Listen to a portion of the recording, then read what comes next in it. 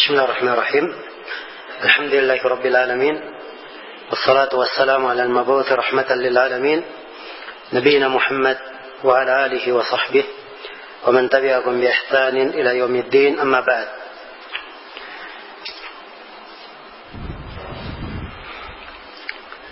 Baik, kembali kita lanjutkan.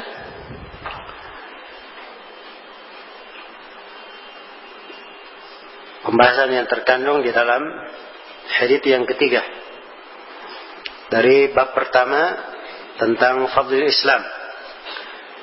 Berkata penulis ketika menyebutkan hadits Nabi, ahabbud din ila Allahi al-hanifiyatus samha. Agama yang paling dicintai oleh Allah adalah agama al-hanifiyah as-samha, agama hanifiyah samha. Ya.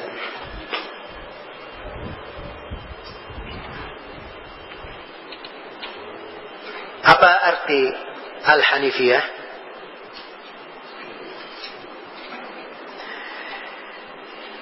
Al-hanifiyah secara bahasa itu dari kata al-hanaf, bermakna al-mail,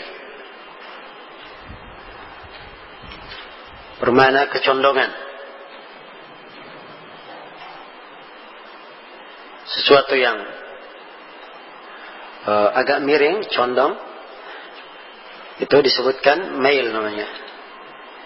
Yang dimaksud dengan hanifiyah yaitu kecondongan kepada tauhid, meninggalkan apa? Meninggalkan kesyirikan. Iya. Karena itu asal penggunaannya dikatakan agama hanifiyah, karena di dalam Al-Quran Allah telah memerintah kita untuk mengikuti agama Nabi Ibrahim. Dan agama Nabi Ibrahim itu adalah agama hanifan, hanifiyah. Allah berfirman, ثم أوحينا إليك أن اتبع ملة إبراهيم حنيفا وما كان من المشركين. Kemudian kami wahyukan kepada engkau Nabi Muhammad agar supaya mengikuti agama Nabi Ibrahim yang hanif. Dan Nabi Ibrahim itu sama sekali tidak tergolong ke dalam orang-orang yang berbuat kesyirikan. Iya. Jadi beliau dikatakan hanifan sebab dimaklumi Nabi Ibrahim adalah panutan di dalam tauhid dan panutan di dalam meninggalkan kesyirikan. Wa idh qala Ibrahim li abihi wa qaumihi innani bara'un mimma ta'budun illa alladhi fatarani fa innahu sayahdin. Ketika Nabi Ibrahim berkata kepada ayah dan kaumnya, sesungguhnya saya berlepas diri dari apa yang kalian ibadahi, kecuali Allah yang menciptakanku. Dialah Allah yang akan memberi hidayah kepadaku. Jadi inilah al-hanifiyah, agama Nabi Ibrahim alaihissalam. Iya, agama Nabi Ibrahim alaihissalam. As-samha telah kita terangkan tadi artinya. As-samha artinya kemudahan, kemurahan, kedermawanan. Iya. Kemudian satu kalimat lagi sebelum kita jelaskan keutamaan Islam dari hadits ini. Ucapan di dalam hadits ahabbud din, agama yang paling dicintai. Apa arti agama di sini? Ya, alif lam di situ ya, pakai alif lam dalam bahasa Arab. Ini bisa diartikan dengan dua pengertian. Jadi kalau diterjemah bisa dua penerjemahan. Ahabbuddin bisa diartikan di antara seluruh agama yang paling dicintai oleh Allah adalah agama Islam yang hanifiyah dan apa? Samha. Ya. Sebab sifat Islam secara umum adalah hanifiyah. Dan sifat Islam secara umum adalah agama yang penuh dengan samha, kemudahan, kemurahan, dan kedermawanan. Karena itu bahasa di dalam hadits-hadits lain, inna ad-dina yusrun, sesungguhnya agama ini adalah apa? Mudah. Ya. Dan Allah firman, wa ma ja'ala 'alaikum fid din min haraj. Dan kami tidak pernah menjadikan ada kesusahan untuk kalian di dalam beragama. Ya. Jadi ciri umum dari agama Islam adalah agama yang mudah. Mana yang kedua dari ad-din? Bisa diterjemah begini juga. Ad-din bisa artinya di dalam Islam ini, ya, di dalam Islam itu sendiri, hal yang paling dicintai dari ajaran-ajaran Islam adalah al-hanifiyah as-samha. Ajaran Islam itu banyak. Salah satunya tuntunan bertauhid, tuntunan mempermudah. Ya, bertauhid dan mempermudah ini dari ajaran Islam yang paling dicintai. Jelas ya? Jadi ini dua makna di dalam hadis. Ya. Jelas dibangun di atas mana-mana ini terdapat di dalam hadis ini keutamaan Islam dari beberapa sisi. Sisi yang pertama, ini dari penyebutan keutamaan Islam adalah al-hanifiyah, yaitu mencocoki agama Nabi Ibrahim yang merupakan seluruh seruan para nabi dan para rasul. Iya. Kemudian yang kedua, dia adalah agama yang samha, agama yang dimudahkan. Agama yang dimudahkan. Dan kemudahan ini bagian dari rahmat Allah Subhanahu wa taala terhadap umat. Karena berbeda dengan umat-umat sebelum kita. Ya, di antara umat sebelum kita, mereka banyak kesusahannya pada syariatnya, diuji dengan ujian-ujian yang berat. Iya, karena itu diutusnya Nabi kepada kita mengangkat sebagian hal yang berat di umat-umat sebelum kita. Sebagaimana firman Allah, wa yadau anhum israhum wal aghlal allati kanat alaihim. Dan Nabi ini mengangkat kesusahan mereka dan belenggu-belenggu yang tadinya menimpa mereka. Dengan diutusnya Nabi Muhammad sallallahu alaihi wasallam. Iya. Dan memang kalau dibandingkan, dibaca perbandingan tampak sekali. Saya beri contoh misalnya, ya, kaum Nabi Musa alaihi salam,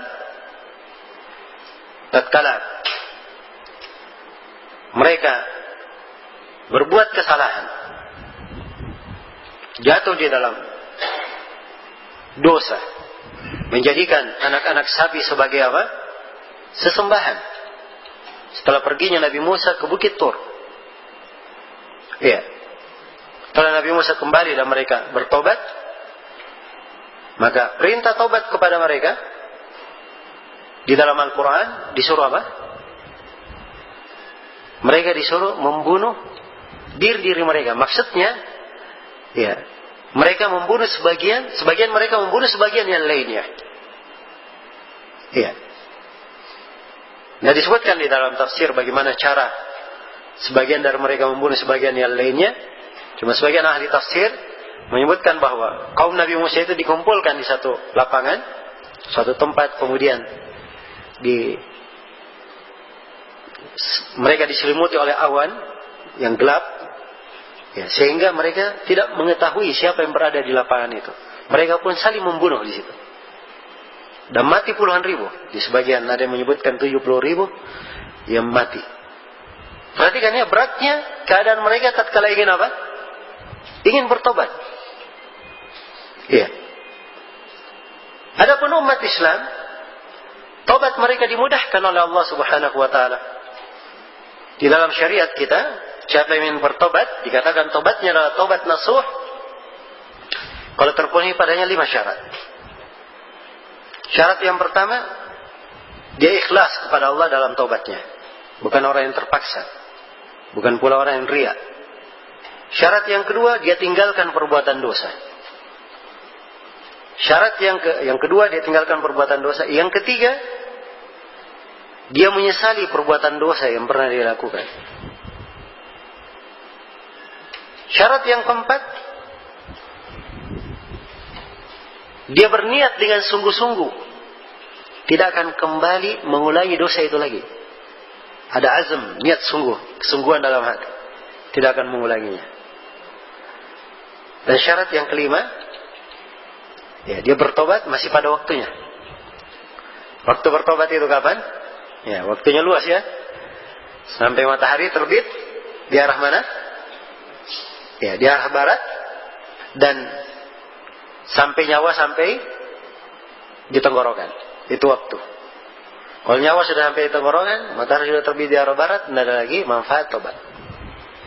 Iya. Sebagaimana Firaun tidak bermanfaat tobatnya. Nyawa sudah di depan matanya. Kematian sudah di depan matanya. Dan tidak ada manfaat tobat mereka yang telah bangkit kiamat padanya. Karena matahari sudah apa? Terbit dari arah barat. Iya. Makanya 5 syarat.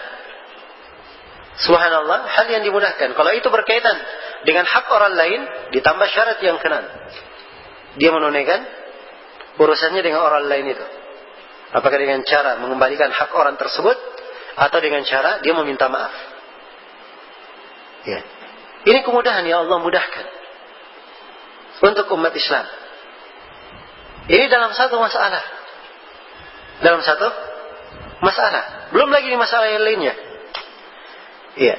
Kalau umat sebelum kita, kadang mereka kalau buang hajat, ini, ada kain yang kena najis, ya, atau kulit yang kena najis, kadang kulitnya mereka harus kelupas untuk menghilangkan najis itu. Kalau kita dimudahkan oleh Allah Subhanahu wa taala.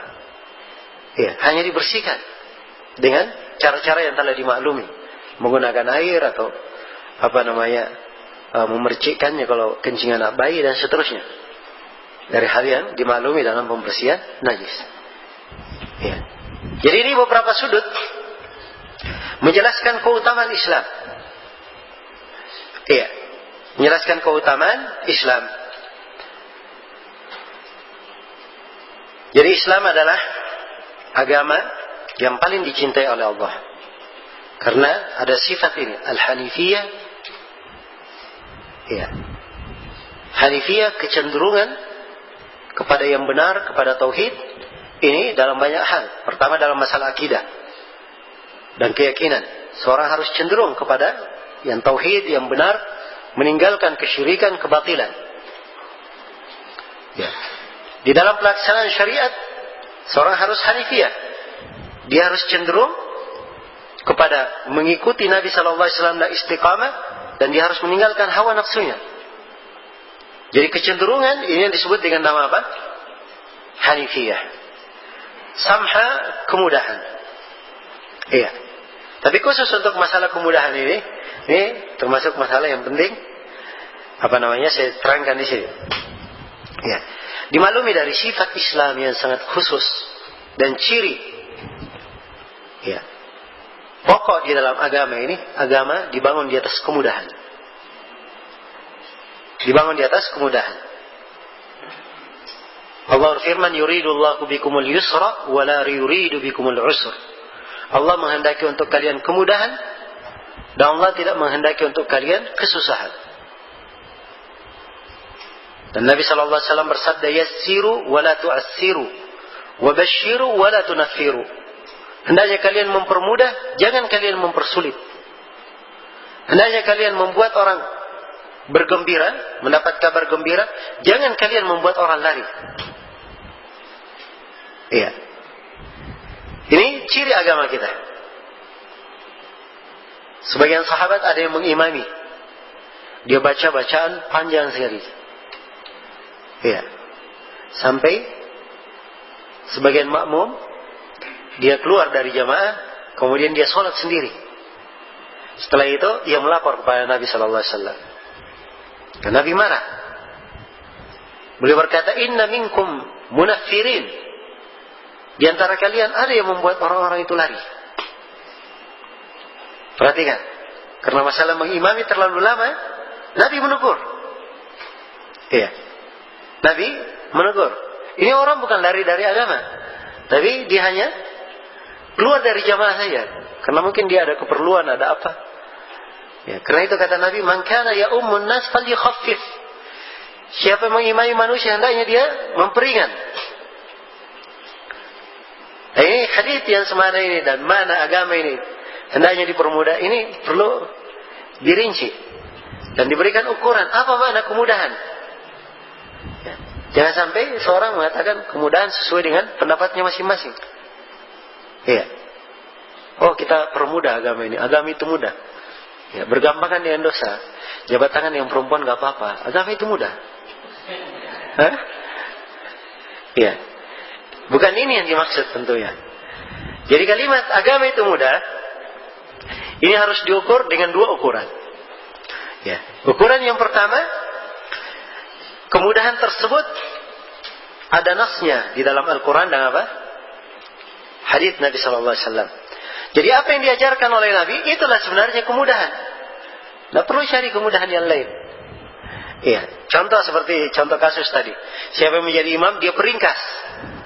Nah, kalau ingin tahu bagaimana cara yang ringkas, yang mudah sholat, silahkan pelajari bagaimana cara sholat Nabi dan apa yang beliau baca di waktu-waktu sholatnya. Sebab itu lengkap tentunya. Di sholat subuh ada surah-surah yang beliau baca. Ya, di sholat duhur ada surah-surah yang beliau baca. Sholat asar, sholat maghrib. Ya, yang umumnya kalau dikompromikan hadits-hadits ini kita bisa mengambil banyak kesimpulan ya. Tapi di antara kesimpulan yang paling pokok, ya, biasanya beliau kalau di sholat subuh beliau baca dari mufassal yang panjang dan seukuran itu. Ya, surah mufassal itu dari surah Qaf, ya, surah ke-50 sampai surah apa? Surah An-Nas. Ya, itu mufassal. Yang panjangnya itu dari surah Qaf sampai surah An-Naba. Akhirnya surah Al-Mursalat. Ini yang panjang. Pertengahan mufassal dari surah An-Naba amma yatasaalun sampai surah Ad-Duha. Kalau akhirnya adalah surah Wal-Laili idza yaghsha. Dan pendeknya Ad-Duha sampai An-Nas. Jadi dibagi 3. Jadi kalau salat subuh baca panjang mufassal. Ya. Salat maghrib pendeknya dan salat isya panjangnya. Adapun salat duhur dan salat asar beliau antara pertengahan dan pendeknya. Jelas ya? Bagi ini bacaan. Jadi ada ukuran di dalam apa? Makna memperpendek. Ya. Dalam makna memperpendek sholat atau memperingan sholat itu. Jadi apa yang ada nasnya itu yang harusnya menjadi ukuran. Jelas ya? Ketika misalnya ditentukan hukuman bahwa orang yang mencuri, ya, dengan ketentuan dia mencuri barang nilainya lebih dari 1/4 dinar, dengan ketentuan barang yang dia curi itu dia curi di tempat yang terjaga dan ketentuan-ketentuannya tentang hukum potong tangan, maka diputuskan hukumnya potong tangan. Oh, jangan dikatakan oh ini berat, kita ganti saja hukumnya. Ya, cari yang ringan. Sebab agama itu apa? Agama itu mudah. Nggak boleh seperti itu. Itu namanya mengganti hukum apa? Hukum agama. Justru itulah kemudahan. Ya. Ada yang membunuh, ia dibunuh juga. Dikisas dengan cara apa? Dibunuh. Walinya punya hak untuk menuntut orang tersebut dia apa? Dibunuh. Dan ini dari kemudahan dalam agama dan rahmat. Cuma banyak orang tidak mengetahuinya. Dianggap bahwa hukum-hukum Islam itu berat, kejam, dan itu kan sangkaan. Iya. Dari orang-orang yang tidak mengerti kemaslahatan manusia. Iya. Dan tidak adil dalam berpikir. Jadi kalau ada yang membunuh, dia dibunuh juga, itu dianggap kejam. Tapi tidak pernah dia pikir orang yang membunuh ini ketika membunuh orang, apa kejam atau tidak? Ya, itu aja perbuatan kejam, sudah melayangkan nyawa manusia. Jadi dia diberikan balasan yang setimpal, itu wajar. Dan ini punya efek jera, membuat orang kapok, tidak berani membunuh. Ya, karena itu di dalam hukum Islam, hukum-hukum hudud itu tidak disembunyikan. Ya, hukum-hukum peradilan itu terang-terangan. Ada yang dipotong tangannya, dipersaksikan depan umum. Ada yang dikisos, ya, dipenggal memang di depan lapangan dan disunnahkan habis sholat Jumat. Ya, kenapa? Supaya banyak yang menyaksikan. Ada efek jerah. Oh ini kalau ada yang membunuh gini hukumannya. Ada yang membuat kriminal, gini hukumannya. Jadi mereka pikir, wah, hati-hati, jangan berbuat dosa. Ya, kalau sekarang tidak seperti itu. Justru hukuman disembunyikan, eksekusi aja nggak dia lihat, ya kan? Jadi tidak ada efek jerahnya. Yang ditampakkan proses bagaimana bisa kriminal tersebut dilakukan. Yang mencuri, bagaimana dia mencuri sampai ketangkap, itu yang ditayangkan, disiarkan. Akhirnya mengajari masyarakat menjadi pencuri, perampok karena tontonannya. Orang-orang yang di desa tadinya nggak ada yang tahu cara mencuri. Ya, tapi karena lihat di TV, oh begitu caranya. Ya. Akhirnya dapat ilmu. Ya. Dan ini termasuk kerusakan di dalam pemberitaan. Dan ini semua sebabnya karena mereka tidak menimbang dengan timbangan-timbangan Islami. Coba kalau dia menimbang dengan timbangan Islami, terdapat di dalamnya kemaslahatan, kemudahan, dan penjagaan untuk manusia. Penjagaan untuk manusia. Ya, dan ini sebagian sudut ya, dari sudut-sudut keindahan dan kemudahan di dalam Islam ini. Baik, ukuran yang kedua, mengukur kemudahan itu adalah hal yang ditetapkan oleh seorang imam dan ahli ijtihad. Sebab sebagian hal itu perlu ijtihad orang-orang yang berilmu.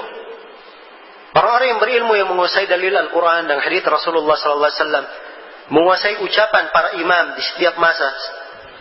Sehingga kalau ada pembahasan perkara, mereka bisa memberikan ukuran yang memang dikenal di kalangan ahlul ilm. Dan itulah kemudahan.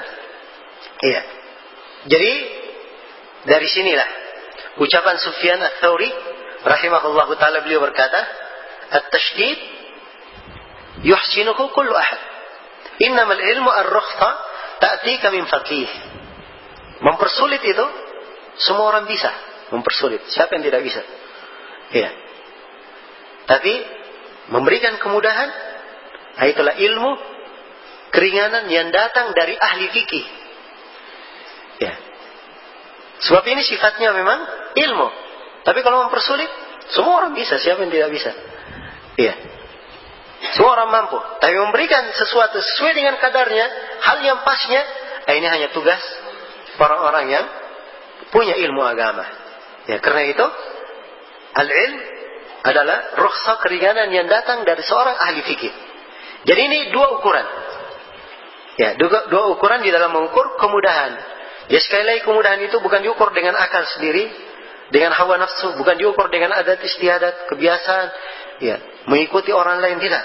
Tapi ukurannya adalah timbangan syariat dan ijtihad dari ahlul ilm, dari orang-orang yang berilmu. Baik. Kemudian di dalam setelah menyebutkan 3 ayat dan beliau sebutkan juga 3 hadis, setelah itu beliau terangkan di sini beberapa dari ucapan as-salaf. Ya, beliau bawakan dari ucapan 2 orang sahabat radhiyallahu taala anhum. Yang pertama dari Ubay bin Ka'ab. Kata beliau, ya, ada di halaman 17. Kata beliau, wa an Ubay bin Ka'ab radhiyallahu anhu annahu qala. Dari Ubay bin Ka'ab radhiyallahu anhu beliau berkata, "Alaikum bis-sabili was-sunnah. Fa innahu laysa min abadin ala sabilin wa sunnatin dzakara ar-rahmana fa fadat aynakum min khashyatillah fatamassahu an-nar." Dari Ubay bin Ka'ab radhiyallahu anhu, ya, beliau berkata, Ubay bin Ka'ab ini dari pemuka para ulama sahabat, ya, radhiyallahu taala anhu. Ubay bin Ka'ab berkata, "Alaikum bis-sabili was-sunnah." Ya, kata beliau, kalian wajib berpegang teguh di atas jalan dan di atas sunnah. Ya, 2 hal. Di atas jalan dan di atas apa? Di atas sunnah. Apa jalan yang beliau maksud? Jalan yang beliau maksud adalah jalan Nabi Muhammad sallallahu alaihi wasallam dan jalan para sahabatnya. Iya. Ini yang disebutkan di dalam Al-Quran. Wa anna hadha sirati mustaqiman fattabi'uhu wa la tattabi'us subul fatafarraqa bikum an sabilihi. Sungguhnya inilah jalanku. yang lurus, ikutilah jalan tersebut. Dan jangan kalian mengikuti jalan-jalan lain sehingga memecah kalian dari jalan Allah. Dan itu pula di dalam firman-Nya, "Qul hadhihi sabili ad'u ila Allah ala basirah ana wa man ittaba'ani. Subhanallah wa ma ana minal musyrikin." Katakanlah Muhammad, hadhihi sabili, inilah jalanku. Aku berdakwah kepada Allah di atas jalan ini juga orang-orang yang mengikutiku. Iya. Jadi yang dimaksud dengan jalan, alaikum bisabil, hendaknya kalian berpegang dengan jalan. Itu jalan Nabi dan para sahabat. Was sunnah, dan hendaknya kalian berpegang dengan sunnah. Ya. Sunnah jelas maknanya ya. Yang dimaksudkan dengan sunnah adalah sunnah Rasulullah sallallahu alaihi wasallam. Ya. Jadi ini penggunaan dua hal yang mirip. Ya. Jalan Islam dan sunnah Rasulullah sallallahu alaihi wasallam. Dan kalimat sunnah itu sendiri punya dua makna. Dia punya makna umum dan punya makna apa? Makna khusus. Ya, makna umum itu artinya kalau dikatakan sunnah Nabi, artinya agama yang dibawa oleh Nabi seluruhnya. Dikatakan sunnah. Baik. Jadi alaikum bisabili was sunnah. Hendaknya kalian berpegang di atas jalan, berpegang teguh di atas jalan dan sunnah. Fa'innahu laysa min abdin ala sabilin wa sunnatin dzakara ar-rahmana fafadat aynahu min khasyatillah fatamassahu an-nar. Kata beliau, karena tidaklah seorang hamba berada di atas jalan dan sunnah, lalu ia mengingat Ar-Rahman, mengingat Allah yang Maha Pengasih dan Penyayang, sehingga mencucurkan air mata, ya, karena dia takut kepada Allah, akan tersentuh oleh api neraka. Fatamassahu an-nar. Ya, jadi kalau misalnya ada orang yang menangis, dia ingat Allah, kemudian meneteslah air matanya. Ya, ini ibadah yang agung. Ibadah yang agung. Sebab al-khasyah, rasa takut kepada Allah adalah ibadah besar. Tidaklah seorang seperti ini keadaannya, tapi disyaratkan dia berada di atas jalan dan apa? Dan sunnah. Dia tidak akan disentuh oleh api neraka. Matanya tidak akan disentuh oleh api neraka. Dan ini ucapan Ubay, ya persis seperti hadits Nabi sallallahu alaihi wasallam. Kata beliau, ya ada beberapa riwayat ya, tapi dalam riwayat At-Tirmidzi, ainani la tamassuhum an-nar. Ada dua mata yang tidak akan disentuh oleh api neraka. Ainun bakat min khasyatillah, yang pertama adalah mata yang menangis karena takut kepada Allah. Yang kedua, wa ainun batat tahrusu fi sabilillah, dan mata yang ia tidak tidur di malam hari karena sedang berjaga di jihad fi sabilillah. Ini dua mata tidak disentuh oleh apa? Api neraka. Iya. Jadi ini persis seperti hadits Nabi. Tapi keutamaan ini didapatkan kalau dia apa? Ala sabilin wa sunnah, di atas jalan dan sunnah. Karena dimaklumi orang yang menangis itu banyak sebabnya. Ya, orang yang menangis banyak sebabnya. Ya, karena itu Ibnul Qayyim menyebutkan jenis-jenis tangisan, ada belasan jenis tangisan. Ya. Dan dari seluruh jenis tangisan ini yang bermanfaat cuma satu. Orang yang takut kepada Allah dan hal tersebut dia lakukan di atas sunnah Nabi.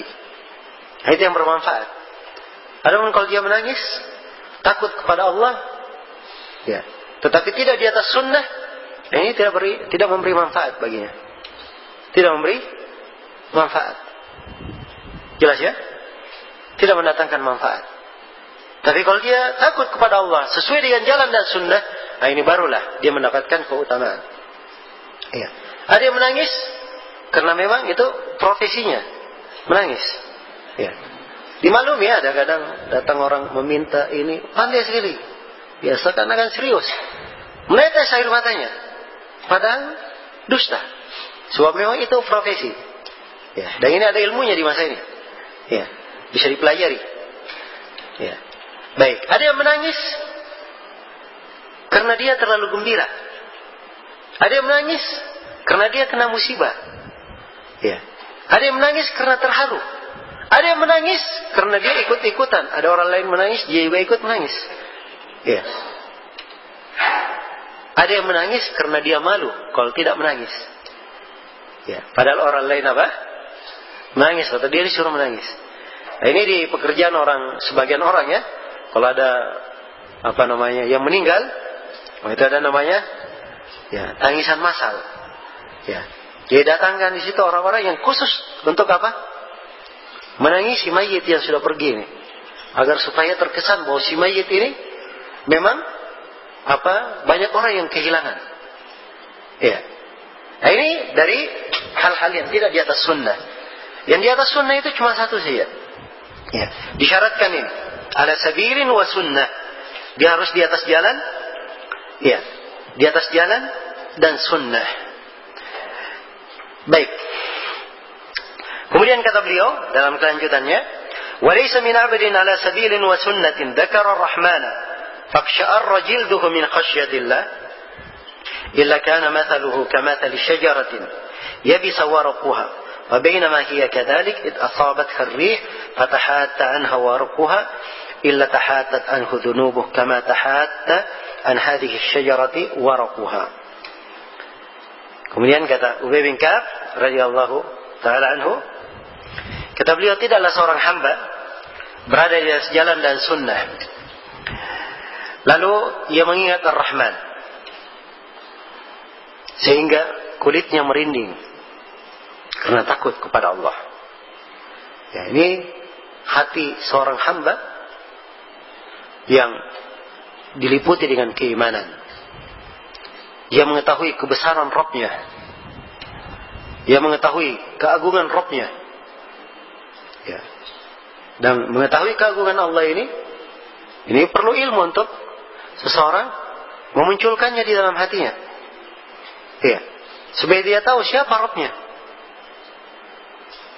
Dan ini yang paling bagus untuk memunculkan pengagungan kepada Allah adalah dia mempelajari Asmaul Husna. Dan dia mempelajari akidah. Ya. Sebab ini dua hal yang membuat seseorang itu pandai mengagungkan Allah. Ya. Dia tahu nama-nama Allah. Ar-Rahman, yang maha pengasih, yang maha penyayang, yang maha perkasa, yang maha keras siksaannya, yang maha memberi rezeki, yang maha mampu. Dia ingat Asmaul Husna sehingga betul-betul diagungkan Allah. Iya. Kalau dia punya pengagungan terhadap Rabb-Nya, maka seperti keadaan orang-orang yang beriman yang disebut di dalam surah Al-Anfal. Iya. Wa idza tuliyat alaihim ayatuhu innamal mu'minuna alladziina idza dzukirallahu wajilat qulubuhum. Orang-orang yang beriman itu kalau dibacakan nama Allah bergetarlah hati-hati mereka. Iya. Ini memberikan pengaruh ke hati karena adanya keimanan, pengetahuan terhadap Allah Subhanahu wa taala. Iya. Karena itu Ubay bin Ka'ab selalu menegaskan di atas jalan dan apa? Di atas jalan dan sunnah. Karena orang yang di atas jalan dan sunnah, mengerti Islam, mengerti sunnah, itulah yang bisa seperti ini. Iya. Yang bisa seperti ini. Karena takut kepada Allah. Kecuali keadaannya seperti pohon yang daun-daunannya telah mengering. Dalam keadaan demikian, angin pun menimpanya. Sehingga daun-daunnya berguguran. Maka dosa-dosa hamba tersebut akan berguguran sebagaimana daun-daun berguguran dari pohon itu. Ini keutamaan yang besar ya bagi siapa yang berada di atas sunnah. Ya, ibarat dia berdosa, dosanya bagaikan daun yang sudah kering, tertimpa angin, dengan dia menangis tertimpa angin, jatuh dosa-dosa itu. Sebagaimana daun-daun itu berjatuhan. Ya. Kemudian, dan ini poin yang paling pokok sebenarnya di sini, yang ingin diingatkan dan ditekankan oleh Syekh dengan membawakan ucapan Ubay bin Ka'ab. adalah kalimat yang paling terakhir dari ucapan Ubay bin Ka'ab. Dan ini menunjukkan fikih yang mendalam dari para sahabat. Kata Ubay bin Ka'ab, "Wa inna iktisadan fi sabilin wa sunnatin khairun min ijtihadin fi khilafi sabilin wa sunnatin." Kata beliau radhiyallahu taala anhu, sesungguhnya bersikap pertengahan, ya, iktisad itu tengah-tengah ya. Kadang orang bahasakan dengan bahasa apa? Bahasa hemat. Ya. Karena itu bahasa Arabnya kalau perekonomian itu dikatakan iktisad. Dari kata apa? Dari kata pertengahan. Sebab orang belajar ekonomi untuk apa? Ya, dia pandai menggunakan harta itu dengan sebaik mungkin, kan begitu? Ya, kalau dia punya modal, sebaik mungkin dia kelola, menghasilkan sebanyak-banyaknya, dan sesedikit mungkin dari harta itu untuk menutupi operasional ataupun segala keperluannya. Itu perekonomian namanya. Karena itu dikatakan ilmu al-iktisad. Ya. Cuma saya di sini terjemahkan dengan diterjemah di sini bersikap pertengahan. Ya. Sesungguhnya bersikap pertengahan di atas jalan dan sunnah lebih baik daripada bersungguh-sungguh tetapi menyelisihi jalan dan dan sunnah. Iya. Ini fikih yang sangat penting. Dan inilah keutamaan Islam. Ya.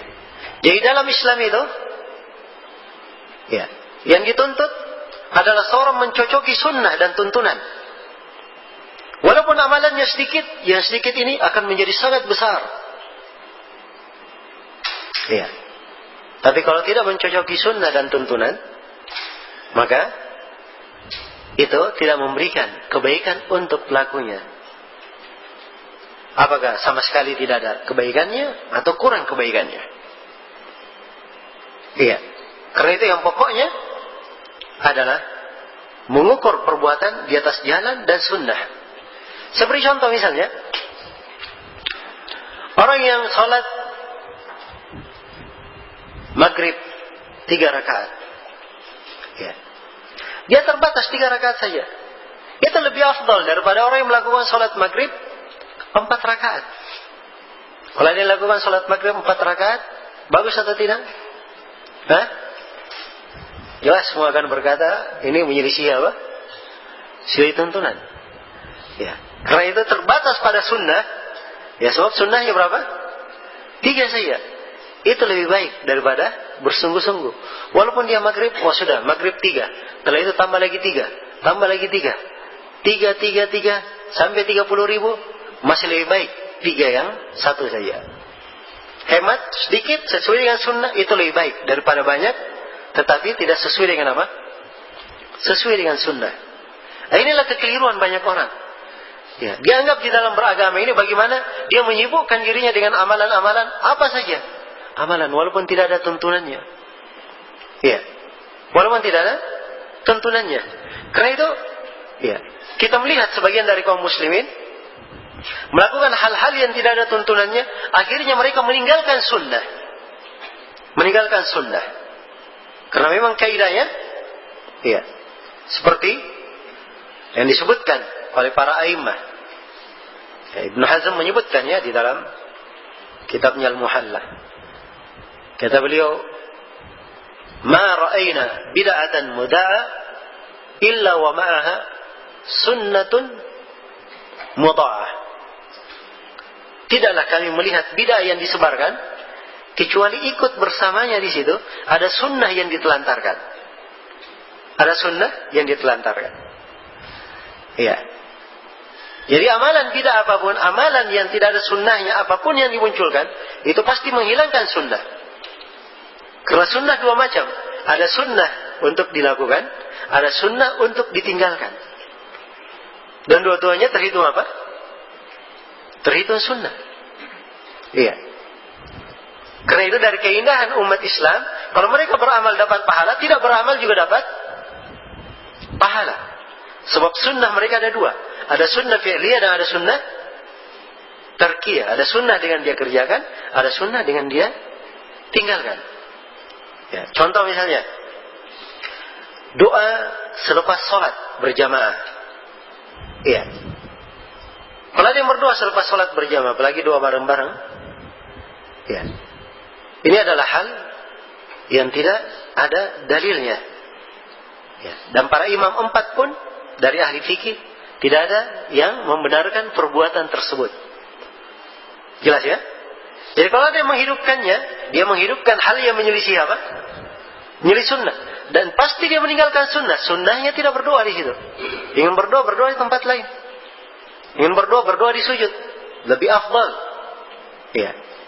Bahkan itu adalah tempat mustajabah. Ingin berdoa, berdoa antara adzan dan qomat.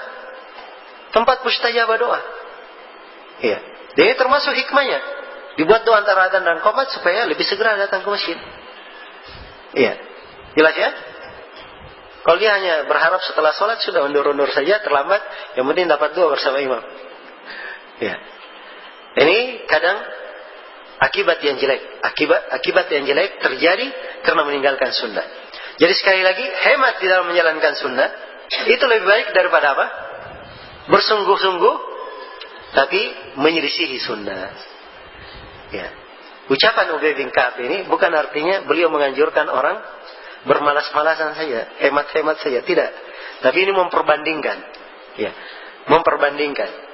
Tentunya kalau seorang bersungguh-sungguh sesuai dengan sunnah, itu tentunya pahalanya lebih apa? Lebih besar dan lebih besar. Ya. Karena itu ucapan beliau di sini, beliau ingin memperbandingkan bagaimana nikmatnya seseorang itu di atas keislaman yang benar. Ya, dengan keislaman yang benarnya ini, maka amalan yang sedikit itu menjadi sangat besar di sisi Allah Subhanahu wa taala. Baik, dan ini akan lebih jelas lagi dengan ucapan Abu Darda. Dan disebutkan oleh penulis di sini. Kata beliau rahimahullahu taala di halaman 19 ya. Wa Nabi Darda radhiyallahu anhu annahu qala ya habbada naumul akyasi wa iftaruhum kaifa yughbaduna سهر الحمقاء وصومهم لمثقال ذرة من بر مع تقوى ويقين أعظم وأفضل وأرجح من أمثال الجبال عبادة من المغترين. Dari Abu Darda radhiyallahu anhu beliau berkata, ya betapa tidur dan berbuka orang yang cerdik lebih bagus daripada begadang malam dan puasanya orang yang bodoh. Ya. Perhatikan ya. Berdarda memberikan perbandingan. Ada orang yang cerdik. Orang yang cerdik yang beri maksud di sini adalah orang yang berilmu. Orang yang mengerti keislaman. Ya. Dia di siang hari tidak banyak puasanya, banyak kadang berbuka. Ya, bahkan sebagian hari dia tidak berpuasa. Di malam hari dia tidak satu malam sentuk menghidupkan malam harinya dengan sholat. Ada juga tidurnya. Ya, kata Abu Darda, berbukanya mereka dan tidurnya mereka di malam hari itu lebih bagus daripada apa? Daripada puasanya orang-orang yang tertipu, puasa tiap hari. Ya. Malamnya sholat apa? Satu malam suntuk. Ya. Karena ini menyelisih sunnah. Menyelisih sunnah. Karena Nabi SAW ya, tidak melakukan puasa terus-menerus. Ya, dan yang lebih kuat di kalangan para ulama bahwa puasa terus-menerus itu hukumnya adalah makruh. Hukumnya adalah makruh. Lebih afdalnya kalau dia ingin puasa Daud, sehari berpuasa, sehari apa? Berbuka. Itu yang paling afdal. Kalau dia ingin turun sedikit, ada puasa Senin Kamis. Ya, ingin turun lagi, puasa 3 hari dalam apa? 1 bulan. Ya, ini lebih utama. Ya. Jadi posisi Nabi tidak berpuasa, di posisi tidak boleh berpuasa, maka itu lebih bagus. Di hari Id misalnya, Idul Fitri, Idul Adha, Ayyamut Tasyrik, tanggal 11, 12, 13 Dzulhijjah. Ini 5 hari dalam Islam disepakati oleh para ulama haram berpuasa. Ya. Siapa yang tidak berpuasa di sini itu lebih afdal daripada orang yang apa? Berpuasa. Ya. Demikian pula di malam hari. Nabi itu tidak pernah sholat apa? 1 malam penuh. Ya, kecuali di keadaan tertentu seperti bulan Ramadan. Ya, karena beliau pernah sholat tarawih mengimami Ya, setelah sholat subuh, setelah sholat isya, beliau berdiri mengimami para sahabat sampai dekat waktu sahur. Hingga sebagian sahabat mengkhawatirkan ketinggalan makan sahur. Iya. Ini di keadaan tertentu. Tapi kalau dia sholat satu malam suntuk tiap hari, ini tidak sesuai dengan apa? Tidak sesuai dengan sunnah. Dan akan datang nanti disebut oleh penulis, ya, hadits 3 orang yang datang ke rumah Nabi, yang bertanya tentang ibadah Nabi. Ada yang mengatakan mau puasa terus menerus, tidak berbuka. Ada yang mengatakan mau sholat satu malam suntuk, tidak tidur. Ada yang mengatakan tidak mau nikah. Yang perempuan hanya ingin sibuk dengan ibadah saja. Kemudian Nabi tegur mereka dengan keras. Jelas ya? Jadi ini menunjukkan bahwa ibadah itu dilihat, ya, kepada kecerdikan. Itulah bahasa Abu Darda di sini, al-aqyas, orang-orang yang cerdik, mengerti tuntunan. Ya. Kemudian kata beliau lebih memperjelas ya mana cerdik ini. Kata beliau, wala mithqalu dzarratin min burrin ma taqwa wa yakin. Ya. Kata beliau, sesungguhnya kebaikan sebesar darah, ya, disertai dengan ketakwaan, ya, dan keyakinan. Wala mithqal dzarratin min birrin, ya, itu min birrin, ma taqwa wa yakin. Satu kebaikan sebesar darah disertai dengan ketakwaan dan keyakinan adalah a'zamu, lebih besar, wa afdalu, lebih utama, wa arjahu, dan timbangan pahalanya lebih berat. Ya, min amsalil jibali ibadatan minal muqtarrin, daripada ibadah sebesar gunung dari orang-orang tertipu. Ya. Orang yang tidak ada sunnah, walaupun ibadahnya sebanyak gunung, tidak ada manfaatnya. Karena Nabi berkata, man amila amalan laisa alaihi amruna fahuwa raddun. Siapa yang beramal dengan sebuah amalan yang tidak dibangun di atas tuntunan kami, maka amalannya tertolak. Iya, amalannya tertolak. Dan Allah mengabarkan sekelompok manusia pada hari kiamat yang amalannya dijadikan debu berterbangan. Wa qadimna ila ma amilu min amalin faja'alnahu haba'an manthura. Kami hadapi amalan yang mereka lakukan, lalu kami jadikan amalannya bagikan debu yang berterbangan. Iya. Dari sini tampak sekali keindahan Islam ini. Bahwa yang menjadi ukuran di dalam keislaman itu adalah hal yang mencocoki sunnah. Ya, mencocoki keislaman. Kalau dia sesuai dengan jalan, sesuai dengan sunnah, maka pasti dia akan mendapatkan keutamaan-keutamaan tersebut. Dia tidak perlu membebani dirinya dengan sesuatu yang Allah dan Rasulnya tidak mensyariatkannya. Iya, Allah dan Rasulnya tidak mensyariatkannya. Selesai dulu bab ini, dan tersimbol dari bab ini beberapa keutamaan, iya, terhadap dalam Islam ini, terhadap pemeluknya, terhadap umat yang masuk menyandang keislaman dan pada Islam itu sendiri. Pada Islam itu sendiri. Baik. Kemudian di bab-bab setelahnya penulis akan membawakan beberapa judul bab. Dan sebenarnya pada setiap bab yang akan diterangkan oleh penulis terdapat makna yang menunjukkan keutamaan Islam. Hanya saja beliau ada penekanan lain. Dan ini termasuk indahnya buku ini. Karena buku ini siapa yang baca dan dia pahami kandungannya, akan terbentuk di dalam jiwanya pemahaman Islam yang benar. Ada manhaj yang kokoh di dalam dirinya, akidah yang kuat berkaitan dengan keislamannya. Iya, di bab yang kedua kata beliau, babu wujubil Islam, bab kewajiban memeluk Islam. Iya. Bab ini dibawakan di sini oleh penulis. Ya. Beliau ingin menjelaskan, ya, bahwa masuk ke dalam Islam itu bukan alternatif. Boleh ikut, boleh tidak. Ya. Karena jangan sampai ada menyangka,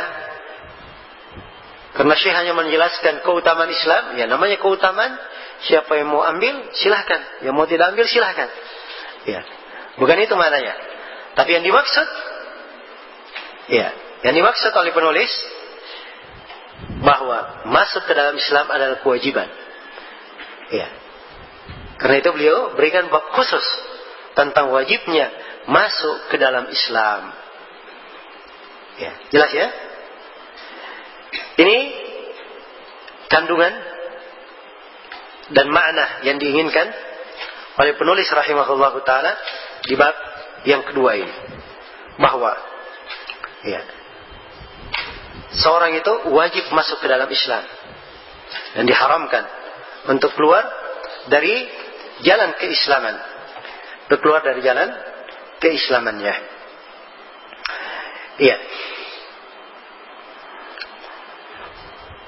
Beliau bawakan ayat-ayat dan beliau bawakan beberapa hadis yang menjelaskan tentang kewajiban ini. Dari ayat-ayat dan hadis-hadis yang beliau bawakan akan tampak kandungan bab ini dan pentingnya di dalam kehidupan kita. Kata beliau rahimahullah, wa qaulullah ta'ala, firman Allah ta'ala, wa man yabtaghi ghairal islam dinan fala yuqbala minhu wa huwa fil akhirati minal khasirin. Barang siapa yang mencari agama selain Islam, sekali-sekali agama itu tidak akan diterima darinya, dan di akhirat kelak dia termasuk sebagai orang-orang yang merugi. Ini ayat kandungan pokok atau dasar pokok tentang wajibnya masuk ke dalam Islam. Karena di dalam ayat ini Allah Subhanahu wa taala menjelaskan bahwa siapa yang mencari agama selain daripada agama Islam tidak akan diterima darinya. Bukan tidak diterima setelah itu selesai, tapi diterangkan wa huwa fil akhirati minal khasirin, dan dia di akhirat kelak tergolong ke dalam orang-orang yang merugi. Tergolong ke dalam orang-orang yang merugi. Karena itu siapa saja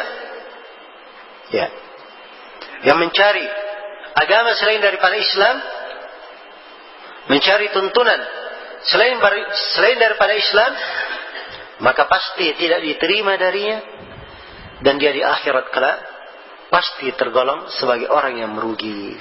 Sebagai orang yang merugi. Maka ini kandungan dari ayat penegasan tentang wajibnya masuk ke dalam Islam. Cuma di sini ada satu fikih dari ayat yang sebenarnya banyak orang yang kurang memahami ayat ini. Sebagian orang menyangka bahwa ini ayat ini artinya siapa yang mencari agama selain Islam, maksudnya dia mencari masuk ke dalam Yahudi, Nasrani, Majusi, tidak diterima. Seakan-akan maknanya cuma itu. Padahal kandungan ayat lebih luas maknanya daripada itu. Tidak terbatas. Rahasia dalam memahami maknanya itu di dalam memahami kata minal khasirin. Dia di akhirat kelak daripada orang yang merugi. Orang yang merugi di akhirat itu terbagi dua. Ada khasara kubra, kerugian besar. Ada khasara sugra, kerugian kecil. Dua jenis kerugian. Kerugian yang pertama khasara kubra, itu hancur seluruhnya. Hancur seluruh amalannya. Ini kerugian yang paling besar sudah. Nah, ini orang yang masuk ke agama selain dari Islam. Dia Yahudi, Nasrani, Majusi, Hindu, Buddha, apa saja dari agama selain Islam yang dia masuki, pasti dia merugi dengan kerugian yang besar pada hari kiamat. Ini mana yang pertama. Mana yang kedua? Khasara sugra, khasara kecil. Dia rugi sebagian amalannya. Rugi sebagian amalannya. Tidak diterima sebagian amalannya. Jelas ya? Karena itu dikatakan khasara kecil, kerugian kecil. Dan mereka yang tidak diterima sebagian amalannya ini, ya, mereka Muslim, tetapi amalan yang dia lakukan tidak berada di atas tuntunan Islam. Jelas ya? Kalau begitu, mana ayat ini bisa kita pahami lebih sempurna kalau kita sudah memahami ini. Kita baca ulang ayatnya, maka pasti pemahaman akan berubah. Ya. Wa may yabtaghi ghairal islami dinan, siapa yang mencari selain daripada Islam sebagai agama. Jadi selain daripada Islam sebagai agama, apakah dia cari agama Yahudi, Buddha, Nasrani dan seterusnya, atau dia mencari selain daripada Islam sebagai agama, agama bermakna tuntunan. Dia mencari tuntunan selain daripada apa? Yang diajarkan oleh Nabi, tuntunan yang tidak di dalam Al-Quran dan hadis. Ya, inilah orang yang berbuat bidah, berbuat perkara baru, ini merugi. Sebab tidak diterima darinya. Tidak diterima darinya. Jelas ya? Jadi ini makna dari ayat. Karena itu ayat ini juga terdapat di dalamnya keutamaan Islam. Dari sisi, ya, segala keberuntungan itu sudah ada di dalam Islam. Segala keberuntungan sudah ada di dalam Islam. Kapan dia keluar dari keislaman, pasti yang dia dapatkan adalah apa? Adalah kerugian. Kerugian besar maupun kerugian kecil. Kerugian besar maupun kerugian kecil. Iya. Jadi sekali lagi ayat juga terdapat penjelasan tentang keutamaan Islam. Tapi Syekh di sini ingin menekankan makna wajibnya masuk ke dalam Islam. Ya. Jangan sampai ada yang menyangka. Ya. Keutamaan-keutamaan Islam ini hanya sekedar anjuran, alternatif saja, boleh ikut, boleh tidak. Ya, beliau ingin menekankan bahwa keutamaan itu tambahan anugerah dari Allah. Ya, untuk umat Islam. Tapi kewajiban itu ada di pundak setiap orang. Kalau dia tidak masuk ke dalam Islam, pasti dia adalah orang yang apa? Orang yang merugi. Pasti dia adalah orang yang merugi. Baik, dan ini termasuk metode umum ya di dalam agama kita, di dalam beragama. Seorang itu di dalam beragama, ya, jangan dia hanya semangat mendengarkan hadits-hadits tentang keutamaan saja. Ya, keutamaan beramal ini, keutamaan beramal itu. Ya, kalau dia lakukan sholat sekian, pahalanya ini. Kalau dia bersedekah sekian, pahalanya ini. Kalau dia haji begini, maka pahalanya begini. Dia hanya sibuk mengurus apa? Keutamaan, tetapi tidak mengerti hukumnya. Dasarnya, hukum masuk Islam adalah apa? Wajib. Keutamaan, walaupun dia tidak tahu, pasti dia dapatkan. Walaupun dia tidak tahu. Tapi hukum kalau dia tinggalkan, apa? Ini pasti rugi, kan begitu. Tapi keutamaan, saya nggak tahu pun ada keutamaannya. Kalau saya lakukan, maka tetap saya dapat apa? Dapat keutamaan tersebut.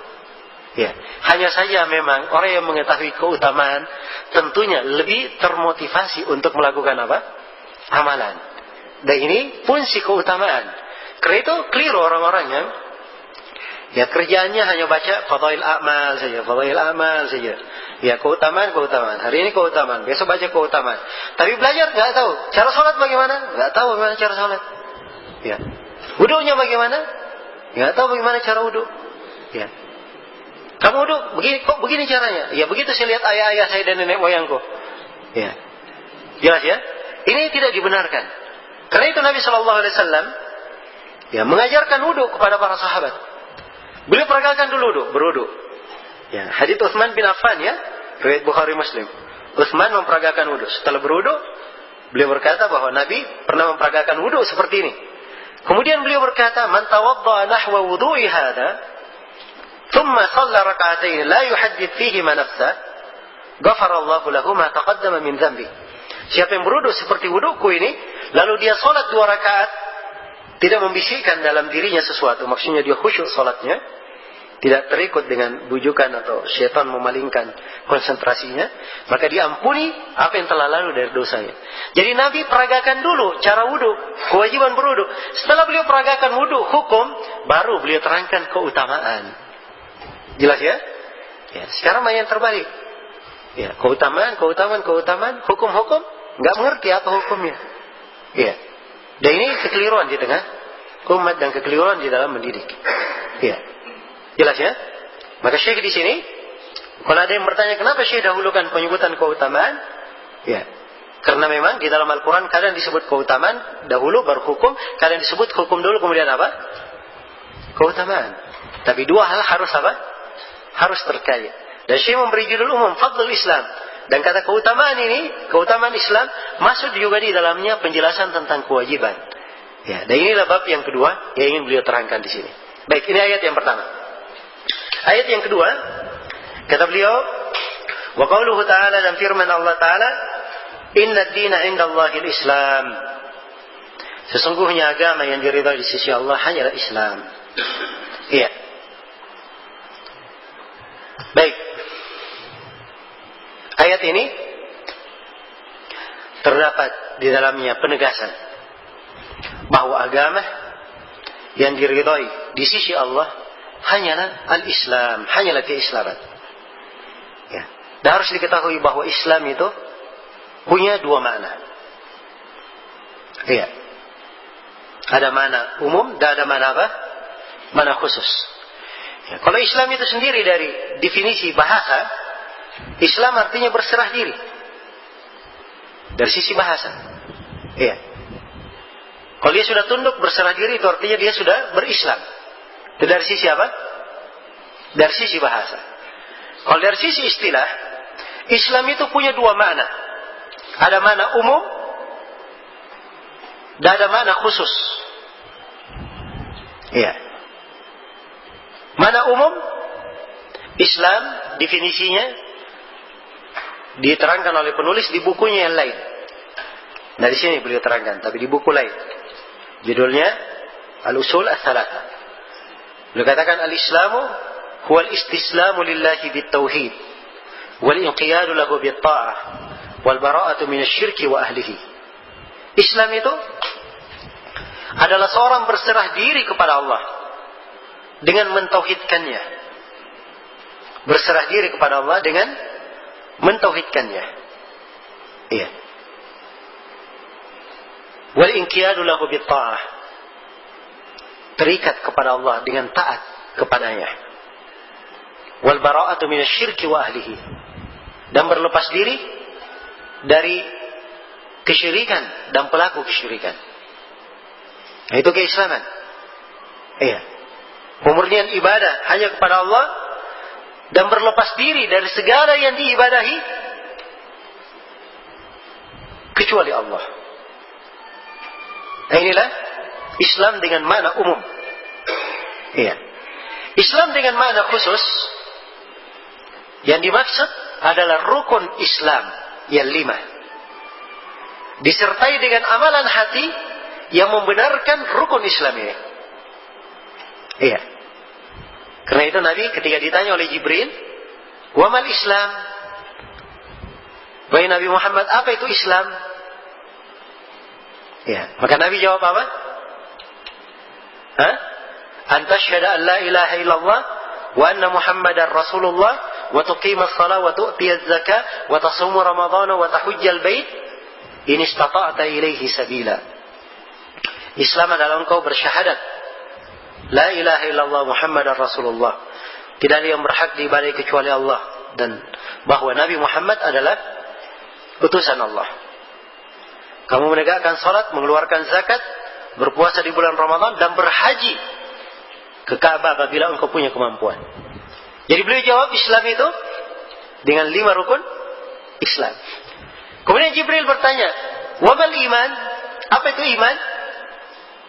Beliau menjawab, "An tu'mina billahi wa malaikatihi wa kutubihi wa rusulihi wal yawmil akhir wa tu'mina bil qadari khairihi wa syarrihi."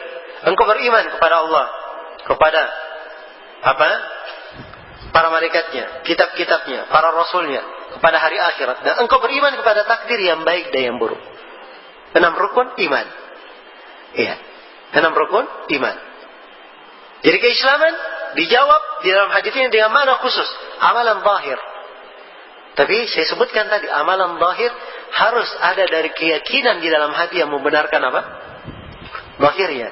Kalau zahir saja tidak ada keyakinan hatinya, itu tidak bermanfaat. Seperti kaum munafikin. Dia bersyahadat, kaum munafikin.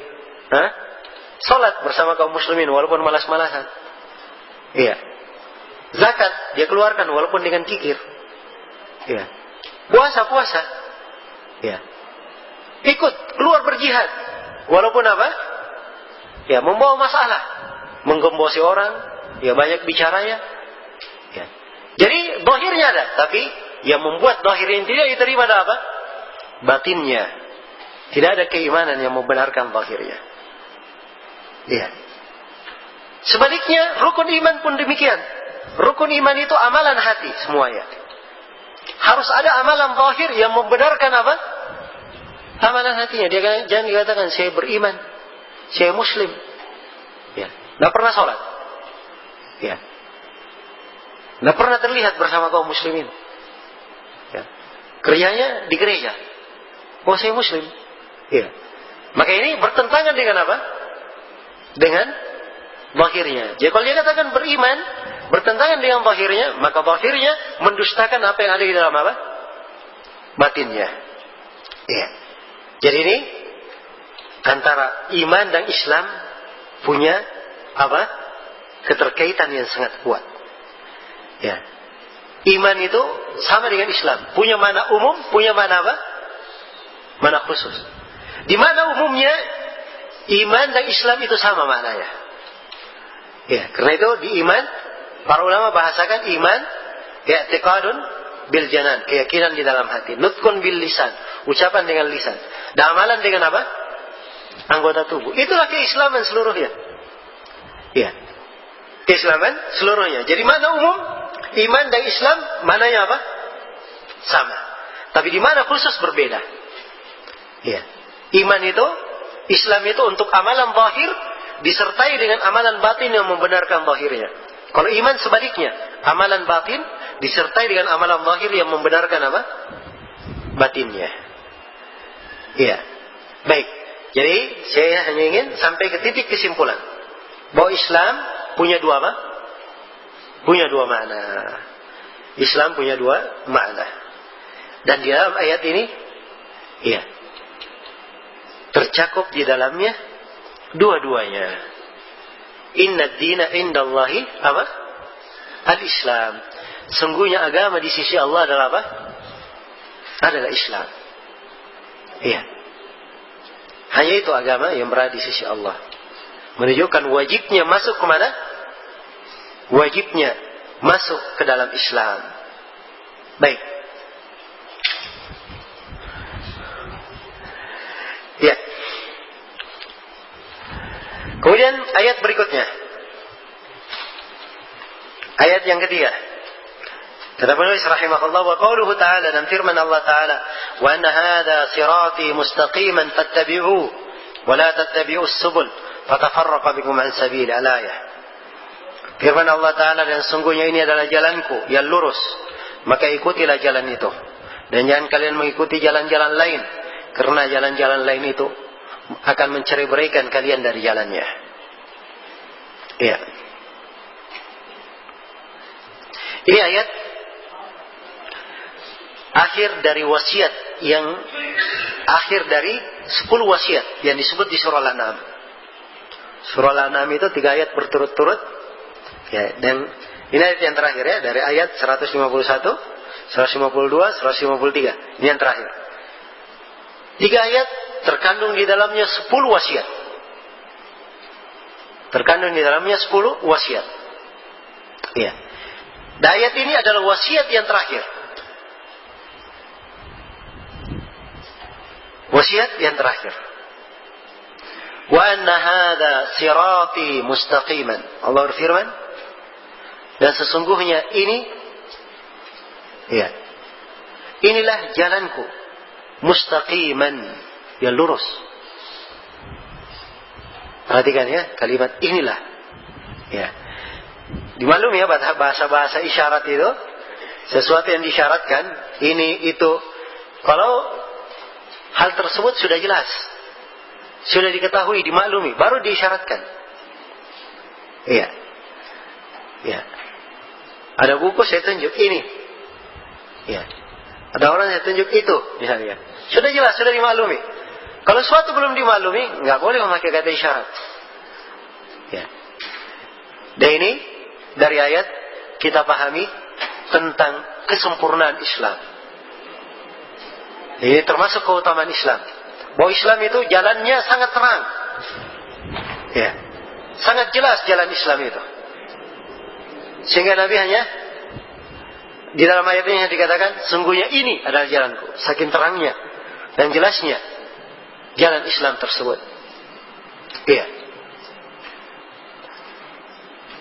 Dan Rasulullah SAW telah bersabda, "Laqad taraktukum 'alal bayda, lailuha kanahariha, la yazigu anha illa halik." Sungguh saya telah meninggalkan kalian di atas petunjuk yang putih. Disebut seperti apa? Suatu yang sangat putih, terang. Malamnya sama dengan siangnya. Di siang hari, ya, kita bisa melihat apa saja. Demikian pula agama ini di malam hari pun sama dengan siangnya. Tidak ada yang samar, tidak ada yang tersembunyi. Kata Nabi, la yazigu anha ba'di illa halik. Tidak ada yang menyimpang dari tuntunan ini setelahku kecuali dia pasti binasa. Iya. Dan ini dari hadits-hadits yang menunjukkan tentang kewajiban masuk ke dalam Islam dan mengikuti jalan Islam itu. Jalan lurus, telah terang, jelas. Kita hanya sekedar mengikuti, menapaki. Ya, bukan hal yang susah, Masya Allah, dimudahkan. Ya. Yang susah itu kalau kita bikin jalan sendiri. Ya. Ya, maksudnya ini jalan sudah ada, Masya Allah, kita lewat saja. Sudah diaspal, sudah bagus jalannya. Kalau itu kita bikin jalan sendiri, masih gunung, dibongkar dulu gunungnya. Kemudian pasang aspalnya. Ya. Kalau benar kerjanya, mungkin bisa dimanfaatkan. Ya. Kalau bahan-bahannya tidak benar, ya, tidak benar cara buat jalannya, tidak ada manfaatnya. Ini jalan sudah lengkap, sempurna. Kita hanya berjalan saja di atasnya. Betapa indahnya Islam itu. Iya. Karena itu, orang-orang yang keluar dari tuntunan Al-Quran dan Sunnah itu mencari kesusahan untuk dirinya sendiri. Iya. Kalau dia katakan dirinya cerdik, masih banyak orang-orang yang cerdik, yang berpikir, ya, mencari jalan sendiri, dan akhirnya mereka juga tersesat. Kalau dia bikin jalan sendiri misalnya pakai pemikirannya, nanti pasti akan datang ada lagi orang yang lebih cerdik membantah dia. Ya. Dan ini dimaklumi adalah kesulitan di tengah manusia. Karena itu indahnya Islam, tuntunan cuma satu.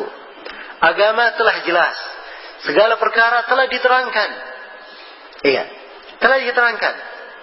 Kewajiban umat hanya sekedar mengikuti, mencontoh saja. Sekedar mempelajari agamanya, sehingga ia berjalan di atas jalan yang lurus. Iya. Nah, inilah pentingnya kita mempelajari buku ini yang menguraikan tentang keutamaan Islam. Karena mana-mana ini, ya, ini termasuk hal yang samar di tengah umat Islam itu. Iya. Jadi sebentar selalu ada orang yang mau belajar Islam, mau dianggap belajar itu ada hal yang sangat sulit sekali. Iya. Apalagi kalau dia dapat orang-orang yang punya pemahaman yang miring-miring. Ya. Salat, oh itu kamu belum salat itu tadi. Oh saya baru salat zuhur, kamu belum salat, itu bukan salat namanya. Ya, jadi dia punya penafsiran salat di mana? Penafsiran batin. Ya. Apa penafsirannya ini? Wah, ini mereka punya 1001 macam penafsiran. Jadi tidak ada gunanya. Kita tafsirkan pun pasti penafsiran kita salah. Ya. Pasti penafsiran kita salah. Jelas ya? Ini repot orang-orang kayak gini. Ya. Mudah-mudahan tidak ada yang ketemu ya. Ada sebagian anak muda pulang dari masjid, baru sholat Jumat. Dia dapati orang-orang tua lagi duduk di depan rumahnya. Sekelompok orang tua duduk di depan rumahnya. Ya, cakap-cakap, merokok. Tidak hadir sholat Jumat. Anak muda ini, ya, berkata, Bapak kok nggak hadir ke masjid sholat Jumat? Ya. Kami sudah sholat, kata mereka. Kami sudah sholat. Loh, gimana Bapak sudah sholat? Cuma duduk di sini aja. Ya. Kata mereka, oh sudah, ilmu kamu belum sampai ke sana. Ilmu kamu belum sampai ke sana. Anak muda ini cerita, pening dia dengar ucapan bapak-bapak ini. Ilmunya belum sampai ke sana. Dia sudah susah-susah ke masjid untuk sholat. Tiba-tiba dikatakan ilmunya belum sampai ke sana. Ini karena kasihan, ada orang-orang yang seperti ini membuat orang-orang yang tadinya sudah baik menjadi apa? Menjadi rusak. Kalau seperti keadaan anak muda ini, dia nggak paham ucapan orang tersebut, pening kepalanya mendengarkannya. Ya. Maka ini hal yang memberatkan agama. Karena itu agama ini adalah hal yang dimudahkan. Perkara yang jelas, perkara yang terang. Ya. Sesuai dengan fitrah. Akan datang nanti ya. Agama ini sesuai dengan fitrah. Ya. Kalau dia katakan tadi,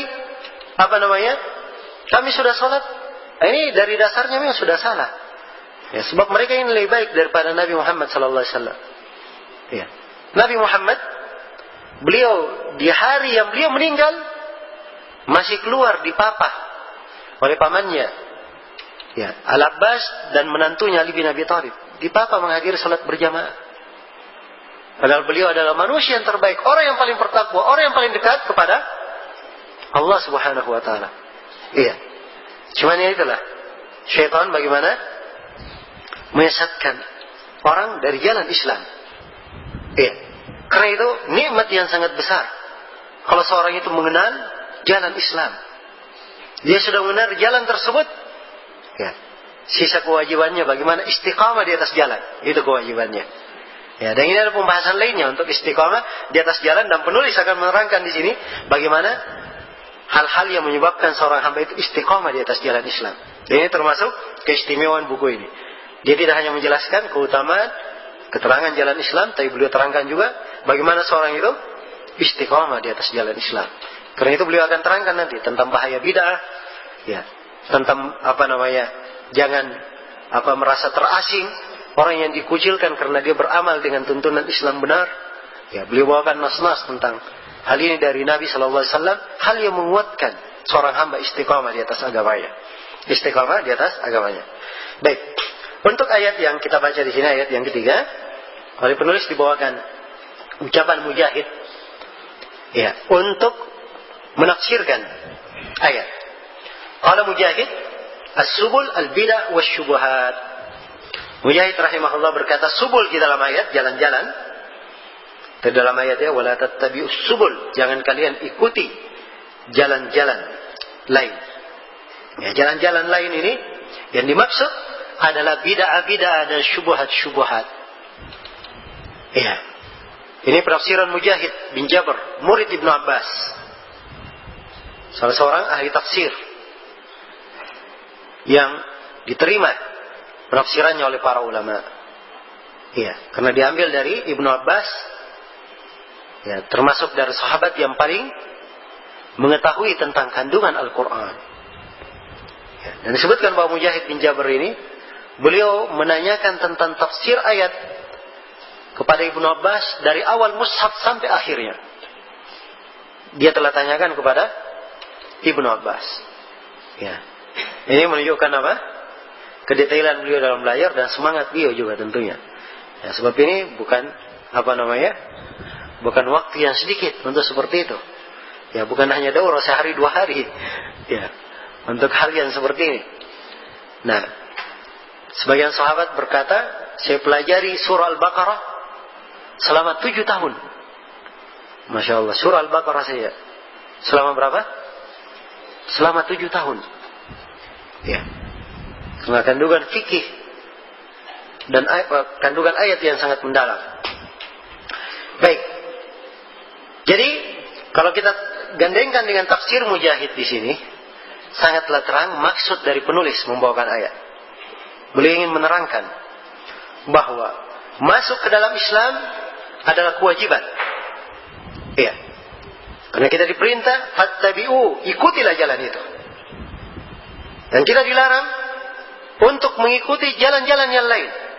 Apakah itu bid'ah maupun syubhat. Karena bid'ah bukan dari Islam. Syubhat bukan dari Islam. Iya. Bukan dari Islam. Iya. Maka ayat ini juga terdapat di dalamnya sekaligus penjelasan tentang keutamaan Islam. Dari sisi seorang yang berislam itu, dia pasti terjaga dari bid'ah dan terjaga dari apa? syubhat. Kalau dia benar-benar di atas jalan keislaman, dia pasti akan kokoh di atas keislamannya, terjaga dari bid'ah dan terjaga dari syubhat. Iya. Baik, ini 3 ayat. Kemudian penulis membawakan hadits.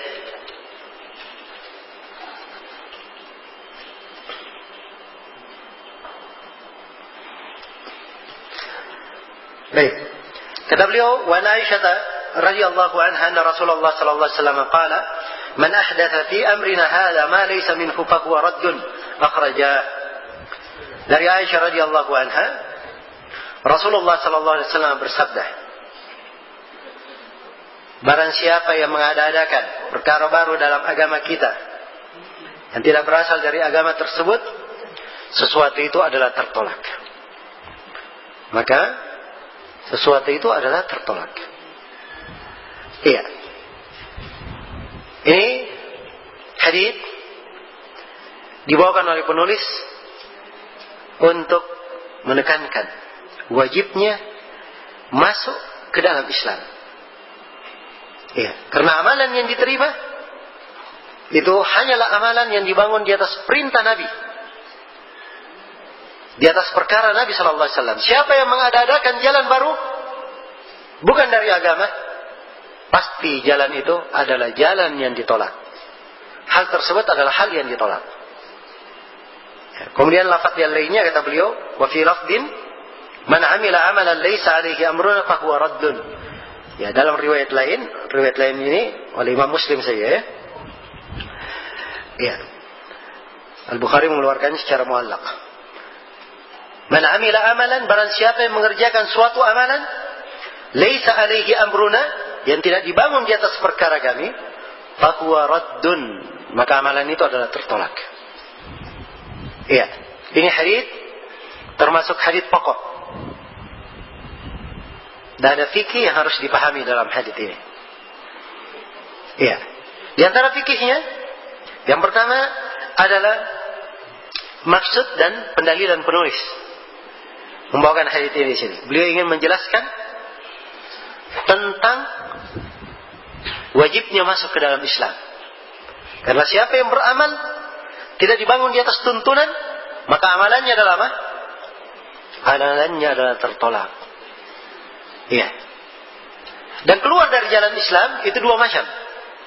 Ada keluar keseluruhan, bahasa lainnya murtad, dan ada keluar sebagian. Muslim tapi dia berbuat bidah, penyimpangan. Itu keluar sebagian. Ya. Dan seluruh bentuk keluar dari jalan Islam ini, itu semuanya dihitung bidah. Karena itu bidah dua macam. Ada bidah yang mengkafirkan, dan ada bidah yang tidak apa? Tidak mengkafirkan. Iya. Ada bidah yang tidak mengkafirkan. Dan dua-duanya adalah tertolak. Kemudian yang ketiga, di antara fikih hadits ini adalah timbangan untuk amalan yang zahir. Karena amalan itu ditimbang dengan dua hal, dengan zahirnya dan dengan batinnya. Iya. Hadits yang menimbang batinnya itu adalah hadits apa? Innamal a'malu binniyat. Sungguhnya amalan itu tergantung niatnya. Ini yang menimbang apa? Amalan batin. Hadits yang menimbang amalan zahir ini, amalan itu harus dibangun di atas apa? Tuntunan Nabi sallallahu alaihi wasallam. Ya, karena itu tidak benar ya kalau ada yang berkata, "Oh, saya beramal, berbuat. Yang penting apa?" Ya, yang penting niatnya. Kalau ditegur misalnya, "Loh, kok Bapak salaman dengan perempuan?" Ya, saya pernah menegur ya waktu masih kecil dulu, saya pernah bilang kepada seorang guru ya di sekolah, "Kenapa Bapak salaman dengan perempuan?" Kata Pak gurunya, "Yang penting hatinya." Ya. Yang penting hatinya. Ya. Jadi dia hanya mengukur apa? Niat saja. Ya, dan ini keliru. Ya. Yang ini keliru. Sebab Nabi sallallahu alaihi wasallam bersabda, "La yamassa ahadukum la yut'ana ahadukum fi ra'sihi bi mikhyatin khairul lahu min an tamassahu imra'atun laysat mahraman lah." Andai kata salah seorang dari kalian itu ditusuk ya dengan jarum besi menembus kepalanya, itu lebih baik baginya daripada dia disentuh oleh perempuan yang bukan mahramnya. Ini ukuran. Kalau ingin mengukur, ini hadits Nabi melarang. Sekarang dia melakukan sesuatu yang menyelisih hadits Nabi. Berarti itu adalah amalan apa? Amalan yang tidak diterima, amalan yang keliru. Ya. Karena itu ini hadits ukuran amalan batin.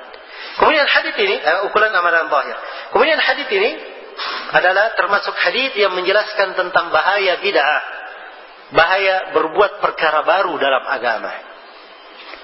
Ya, dan untuk pembahasan bid'ah ini akan datang nanti satu bab khusus diterangkan oleh penulis tentang bahaya bid'ah sebagai pelengkap menjelaskan kesempurnaan Islam.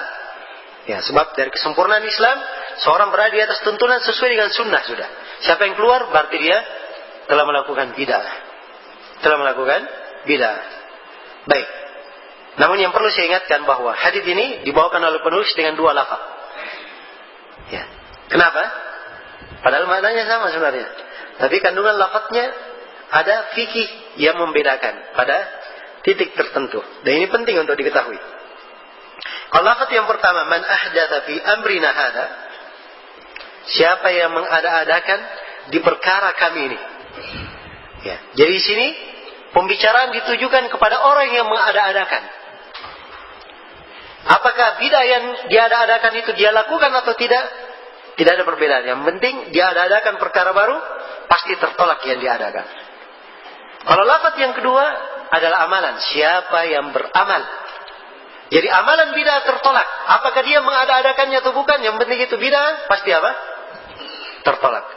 Jadi hadits ini dengan dua konteksnya memberikan dua makna sekaligus. Bahwa bid'ah semuanya tertolak. Apakah dia mengada-adakannya atau bukan? Tertolak. Bid'ah yang diamalkan adalah tertolak. Dia mengikuti orang lain atau dia membuat sendiri, semuanya sama saja. Dianggap apa? Tertolak, tidak diterima. Jelas ya? Ini kandungan dari dua lafaz ini. Ya. Karena itu, ya, kita memahami hadits Nabi dan mempelajari kandungannya, kebaikan yang sangat besar. Banyak sekali fikih di dalamnya. Nah, dan inilah pentingnya seseorang itu menuntut ilmu, mempelajari ilmu, ya, mengkaji ayat-ayat, hadits-hadits. Ya. Sebab seperti ini kalau kita baca ayat hadits, kita uraikan mana-mananya, maka akan terdidik jiwa ini, mengagungkan agama. Ternyata ayat-ayat dan hadits-hadits kadang sering lewat bersama kita, ternyata di dalamnya ada kandungan-kandungan yang agung. Ya. Yang menunjukkan pentingnya kita mempelajari. Pentingnya kita mempelajarinya. Iya. Baik, selesai sini. Hadits Aisyah radhiyallahu taala anha dengan dua lafaznya. Ya. Baik, ini waktunya sudah habis ya. Sudah. Harusnya kita berhenti tadi jam 16.30. Sekarang 16.48. Ya, sudah lewat 18 menit. Baik. Tidak ada masalah untuk sesi ini, kita sampai sini dulu. Nanti insya Allah kita lanjutkan nanti di sesi berikutnya. Sebentar setelah sholat isya. Ya. Selepas sholat langsung kita lanjutkan. InsyaAllah ta'ala. Baik, untuk sementara saya cukupkan dulu sampai sini. Semoga apa yang kita dengarkan pada sore hari ini ada manfaatnya. Hadanallahu wa iyyakum ajma'in. Subhanakallahumma bihamdik. Asyhadu an la ilaha illa anta. Astaghfiruka wa atubu ilaik. Walhamdulillahi rabbil alamin.